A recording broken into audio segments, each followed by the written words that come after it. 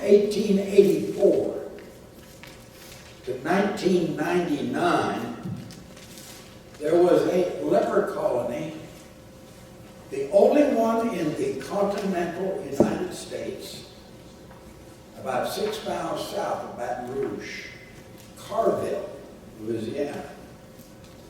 I remember visiting that place with a class from Louisiana College back then, years ago. It is closed now, thankfully. Well, leprosy is a rather rarity in our country in this day. The only other leprosarium that exists is in the island of Hawaii. Ulcers break out all over your body. The ears curl up. The hands become like claws. Sores all over the body and the feet. You lose fingers and toes. Terrible suffering. Hideous in appearance. Sorrowful in experience. Leprosy. Much more common in the Middle East in Jesus' day. Could be one of several kinds of skin diseases. But a horrible, horrible existence. Leviticus 13 and 14 of your Old Testament tells the children of Israel what to do when someone is found with leprosy.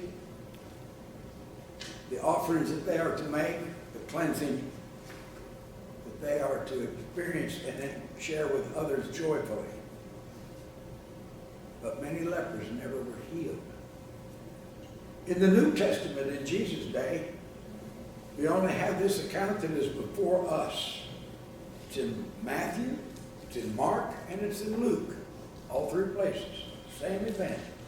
The other you read in the responsive reading about that time when 10 lepers were healed by Christ, only one of which came back to say thank you.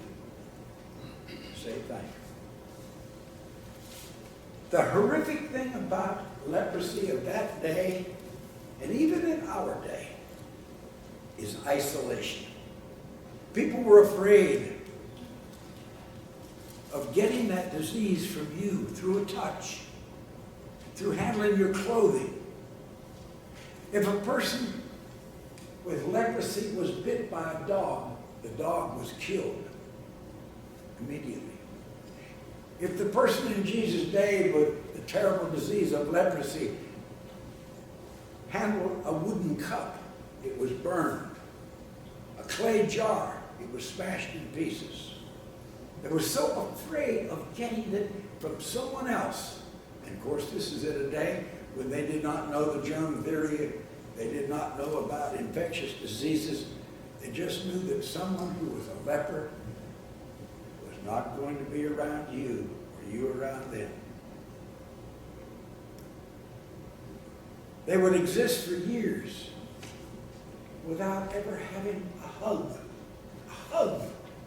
from a mother, a father, a son, or a daughter, a husband, or a wife. They had to move out of their home and live in colonies. They could not worship in the temple. They could not worship in the synagogue. They were outcasts. They were people who filled you with fear. You wanted to have nothing to do with someone with this terrible disease. One man came to Jesus. And we read of that in Matthew chapter 8, the first 4 verses. When he, Jesus, came down from the mountainside, large crowds followed him. A man with leprosy came and knelt before him and said, Lord, if you're willing, you can make me clean. Not ought to make me clean, maybe make me clean, You can make me clean if you are willing. Jesus reached out, and the crowds backed away. He reached out and touched the man. Just a simple touch. I am willing, he said. Be clean. Immediately, he was cured of the leprosy. Jesus said to him, see that you do not tell anyone. Go, show yourselves to the priest and offer the gift Moses commanded as a testimony to them. Could not have any normal relationships with a wife, with children, parents, with neighbors, until you get a clean bill of health from the rabbi or from the priest, the man of God that is involved. One man dared to break the rules and to come to Jesus and kneel down. He did not kneel down to worship. He knelt down in humbleness and lowliness of spirit. If you're willing,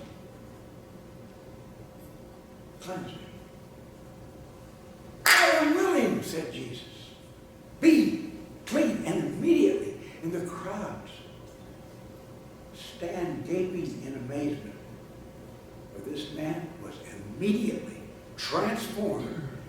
The whitened skin, the oozing sores, putrefied ulcers, immediately were taken away. And he was made whole immediately.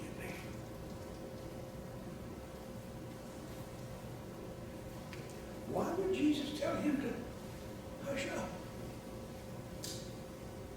In our churches, we always read when God blesses you or when Christ saves you, or you should get out and tell the world. But he said, shh, don't tell anyone. Go to the priest. Get your clean bill of health. And then you can go out and tell. Don't tell right away. Jesus did not want the crowds to follow him just for curing of leprosy. Jesus does not want you or to want me to come and follow him just for the blessings that we can have, but for the witness that we can tell, for the life that we can show, to let other people know that we who were in sin, we who were degraded, we who were in our spirits putrefied, are made clean by Christ himself. No family, no work, no religion, no government, but all alone in isolation, this man existed. And in desperation, throws himself at the feet of Jesus, kneeling before Christ, believing, somehow he believed that Christ could do this if you are willing. And Jesus said, of course I'm willing. And he blesses him that day. But he was as good as dead to his community until he came to Christ. When you come to Christ humbly, when you come to Christ bringing your most intense personal needs, he will answer and he will help and he will heal and he can make you and make me finally whole once again. Isolation, desperation. If you ever come to Christ in that way, at the end of your wits, you couldn't help yourself, you couldn't straighten out your life, you could not have any normalcy to it, you come to Jesus and give yourself to him, and he makes you a whole new person. Restoration. The question is always by us to Jesus, are you willing to do this? And the answer of Christ is always, I am not only willing, I'm glad, I give myself, and I'll even die for you. And he died for me. He died for you that day. And all it takes for your life to be turned around, to be transformed, to be changed, is one simple touch of Christ. He is here now. He is present with us, the Lord of this church. He can touch your life. He can transform you. He can remake you, recreate you, a new person, just with a simple touch by Him. There are 3 ingredients that are needed. Your faith, my faith, that He can do it, that He will do it. Faith. And the hope. The hope that your life can be changed, that you can be made new, your marriage different, your work life different, your church life different. You and I can totally be changed. If you have that hope, and you have the faith that He will do it, the 3rd ingredient is Christ Himself. He is here. He will touch your life. He will touch my life. For He loves us that much to give us a whole new start. No matter how despicable you have been, no matter how terrible your life seems to be, the leprosy of the body or the leprosy of the soul, the sickness of the soul, the walking dead that you are and I are, He can make you like new with just a simple touch back. Only if you'll surrender yourself to Him. Bow down before Him. Give yourself to Him and surrender your all to Him. He will bless you that much. I surrender all to Him. Would you say that? Would you pray that? Would you think that? Would you do